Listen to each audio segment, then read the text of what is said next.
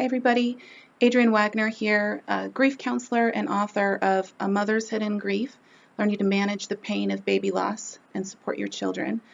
My book just launched in February, wanting to get the word out about grief and make it a topic we can talk about, make death and dying something that's not so hidden and in the shadows, and when people are struggling, really give them the support they need. So I'm going to be launching a series of informative videos, this being the first one, and today we're going to talk about myths about grief.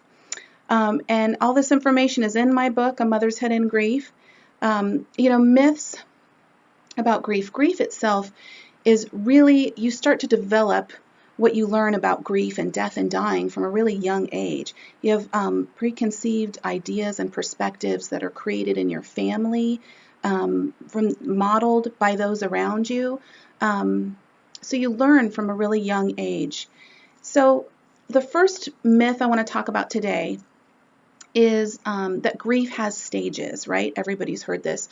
There's the 5 stages of grief that you have to go through one by one in order to heal. So there's denial and anger and bargaining and depression and acceptance, right? And you just go right through these and go right along, and there you go. You're done. You're good to go. Wrong. This work was taken from Elizabeth Kubler-Ross's work, who's a pioneer in death and dying. She wrote a book on death and dying. Came from her research of working with people who were dying. It was not her intention to say that you're going to go through these stages exactly in order, or you won't revisit any other stages. That wasn't her intention. Her intention was to validate how people that were going through grief, people who were dying, to validate how they were feeling and to, give them something to hold on to in order to understand what this thing of grief was, whether it was anticipatory grief before the death or grief after the death.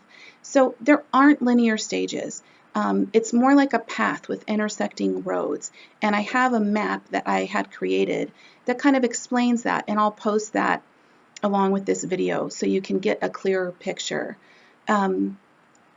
There's so much with grief, you guys. And if you're grieving, if you're actively grieving, you know this. There's a multitude of feelings, a multitude of emotions. Grief isn't easy. It's not an easy thing to go through, obviously. And, there's no right or wrong way. There's no, I'm going to go here and here and here and here. It's all over. So that's the first myth. No linear path. Lots of feelings and stuff that you'll go through on your own individual path. Myth 2, it's healthier to resume your life as quickly as possible and try to get over the death of your loved one, right? Let's not talk about it. Let's just get back into work and get going. And, it's been 3 months. Shouldn't you be over this by now? I hear that all the time with my clients. No. Grief is a process. It's an individual process. Everyone does it a little differently, and there's no right or wrong way. So for some people, they might want to go back to work. It might be helpful for them to go back to work. For other people, they might want to stay home for months at a time. They might really need to immerse themselves in their grief. That might be their process. There's individual styles. The one thing I'm going to say about that, though, is that so there's no right or wrong, right? But if you're holding the energy of avoidance or resistance in dealing with your grief, that's not going to work. But fear not, because no matter what you're doing, you're going to figure it out. Sometimes you figure it out by experiencing what you don't want, or it's not working for you, and that's okay. It really helps you get clarity. So no worries. But in terms of a right or wrong of when to go back to work or when to jump back into your life, you gotta go with your own instincts on that, what is working for you. And you can tell what's working by how things are flowing, and are you able to manage. If you're not able to manage, try something different. Myth number 3, adults should grieve privately and not discuss or memorialize the person who has died. That's perfect. Do that. If your goal is to keep everybody else in your life and in society happy and comfortable. Don't talk about the person who died. Don't remember them. Don't memorialize them. Don't post pictures about them. That way everyone else will be perfectly happy and comfortable, right? Well, you know, as a counselor, I'm not going to agree with that. This is your life. You're here for a specific reason. Your experiences count, and they're important, and you learn through those because words don't teach, experience does. So when someone you love dies, you go through your own process of learning how to deal with that. And if you need to talk about it, talk about it. If you don't want to talk about it, don't talk about it. Your job as you grieve is not to do it for other people. It's your process. It's something you need, and you need to do what works for you. So, that being said, grieving in private is appropriate. Grieving publicly is appropriate. It's all appropriate. You do what you got to do. I personally like support groups. Obviously, I run a support group, and I attended one myself after my daughter died 15 years ago. They're great for validating how you feel. They're great for comforting you. If you're feeling misunderstood or disconnected, it's fantastic.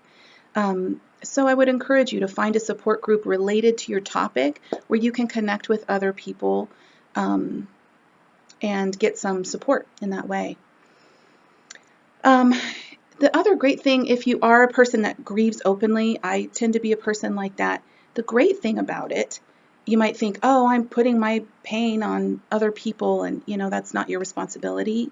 People choose to pick up what you lay down. But the great thing about it is that you're modeling healthy grief, because it is healthy to express yourself authentically in a way that lets you express your emotions and process your emotions. That doesn't mean you need to put negative emotions or blame other people. I'm not saying that. I'm saying talking about your loved one, talking about how you're feeling, admitting that you're struggling, turning to others if they're available for support. It's a good thing. Myth number 4, women grieve more than men. A lot of people have this perspective that, women grieve more and men just don't. They shut it down. It's not necessarily true. I think women tend to be more demonstrative with their grief, but it's not that they grieve more. Generally speaking, women tend to be more demonstrative, but grief can be processed differently.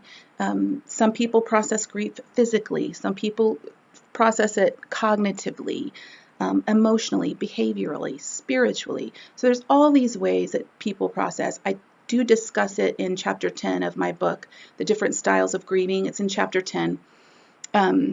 Remember, that's A Mother's Hidden Grief. You can find it on Amazon.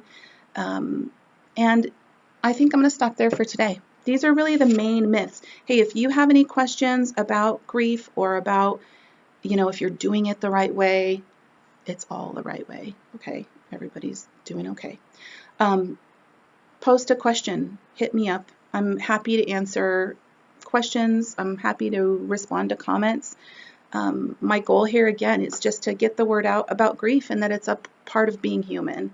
And you don't have to do it alone. So thanks for joining me today, guys. Bye.